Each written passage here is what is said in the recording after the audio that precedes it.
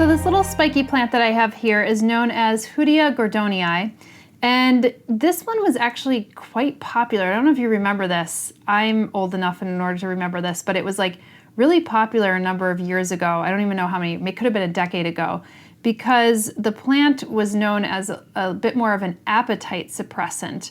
And it was like this big trend, and I don't even know if it's still kind of like the trend, and I'm not sure if they extracted something from the plant, but if you go online and you actually are looking for Hoodia Gordonii, you will actually see that there's a bunch of kind of medicines and drugs and things like that as well, and not the actual plant.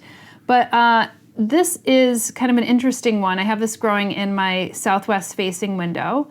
And this is originally from Africa, so I do believe it's like through the Cape Provinces, so like South Africa, maybe through Namibia, a number of others. And it grows in a little bit more rockier conditions, so you'll actually see here that I have it in a bit more kind of like this bonsai, kind of quartzite kind of mixture here, because I found that the roots could be somewhat sensitive. So I've actually taken a number of stem cuttings from the plant. You could see you could take some stem cuttings or some of the offsets. It's one of the ways that you could actually propagate this, but they never really rooted. But the strange thing is they look just as good as this one. And I actually should have brought a couple of the cuttings here, because they've just been kind of in just this state where it looks perfectly all fine from the top. It's just calloused over on the bottom and no roots have ever happened, but the plant still looks fine. So even if I put it in kind of in soil or a soil substrate, you wouldn't even think that they would or wouldn't have roots. But this one is actually well rooted. It's in one of my little terracotta pots. Like I said, the roots could be, I find, to be a little bit more sensitive, so you want to have something that's really airy. Having a terracotta pot allows it to be a little bit more porous and kind of take any of that kind of moisture away or excess moisture away.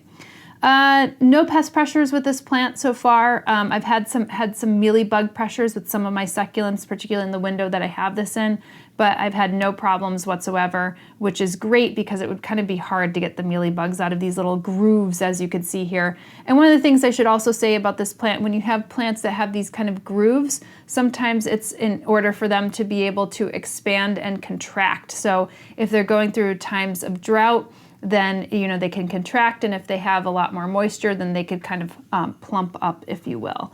As far as fertilizing goes, I'd stick to a cactus or succulent fertilizer, so like a 2,4,7 or a 3,4,7, and that should actually be perfectly all right. But otherwise, very interesting plant, has a huge history, like I said, from the medicinal side and the appetite suppressant side, but I've actually never tried that myself.